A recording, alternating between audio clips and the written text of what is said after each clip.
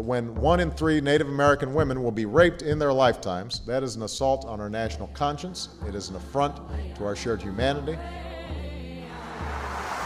I think this campaign is critical to not just the state of South Dakota, but to the United States, to Canada, worldwide. It's critical because it's not just happening to our Indigenous women, it's happening everywhere. Our Billboard campaign largely follows the findings of the recent Urban Indian Health Institute report. If you haven't read it, you should. So billboards are scheduled to appear in the areas identified in that report that have the highest incident of murdered and missing women cases. The importance of this campaign, the Billboard campaign, is to save lives. Plain and simple. If we save one child from rape, if we save one teenage girl from sex slavery, if we save one Native woman from the hands of a murderer, this campaign will have succeeded. Namakasi Dominia ekta hole wian tanta nawikosh galaka tanta hu duktel naugna hu makawi choni ekig nakab seche naija unchi maka. What I spoke about in my beautiful Lakota language, I brought up 2 names that are from my community. Larissa Lonehill, she disappeared here in Rapid City. She has a child and a mother who are my relatives that are still looking for her. Her child is 2 years old now. Those of you who are mothers and grandmothers, can you imagine that? And then we have Mariah Highhawk. The law enforcement sector said that she died of exposure. But if you look at the photographs, it doesn't indicate exposure. We would like that case opened and reviewed to see what happened to her. Today, I wear a buffalo bone eagle feather that was given to me by a family in Canada. The woman who carved this is still missing today.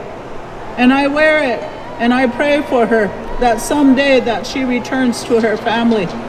My name is Lily Mendoza. I would like to just share a few stories today and tell you a little bit about the Red Ribbon Skirt Society, which is located here in the Black Hills.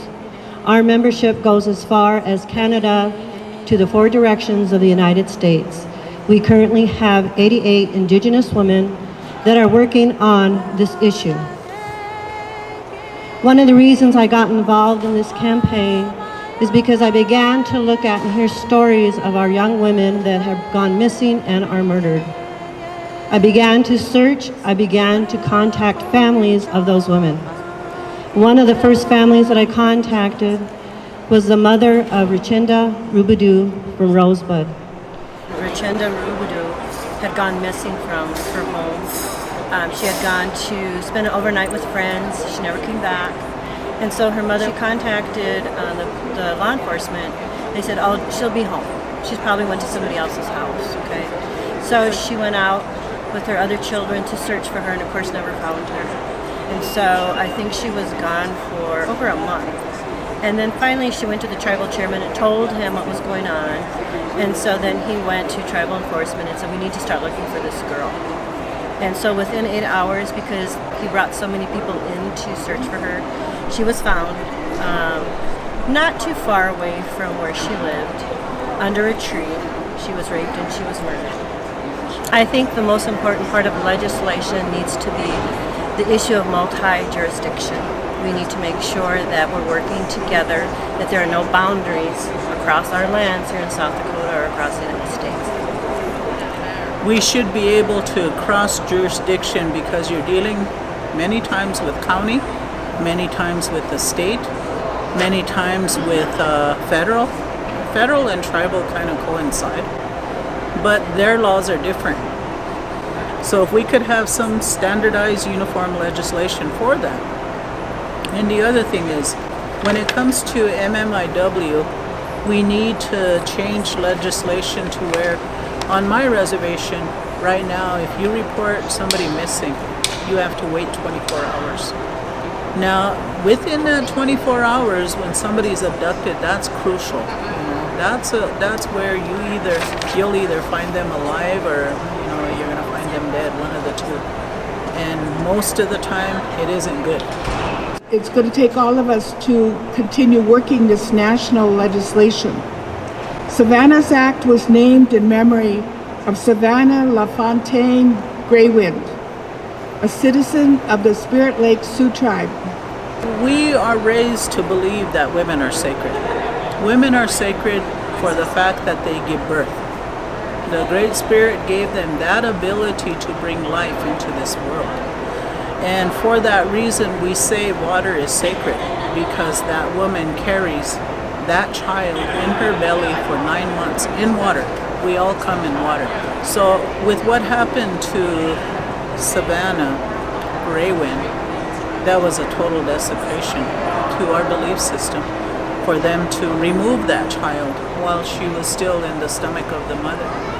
4 out of 5 Native women will experience violence in their lifetime. Over 730,000 women have experienced violence just in this last year.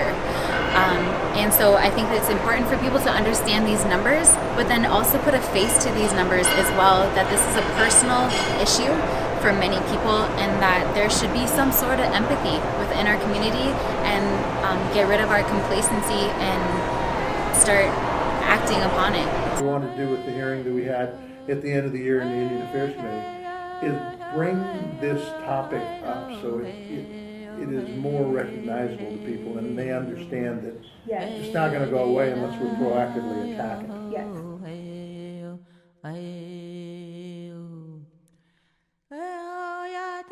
Establishing trust with law enforcement in our communities is very vital. It's very touchy.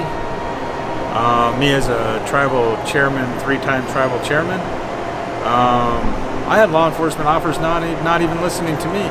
I've had personal encounters with my daughter at the time. Nobody seemed to be willing to help me, and I was a tribal chairman of my community. So in order to do this, I believe we all got to stand together.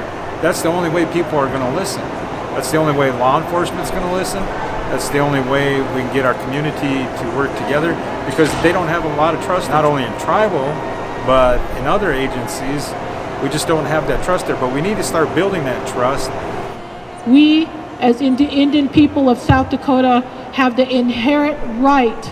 Everything that is being said today is a sovereignty statement to protect our women,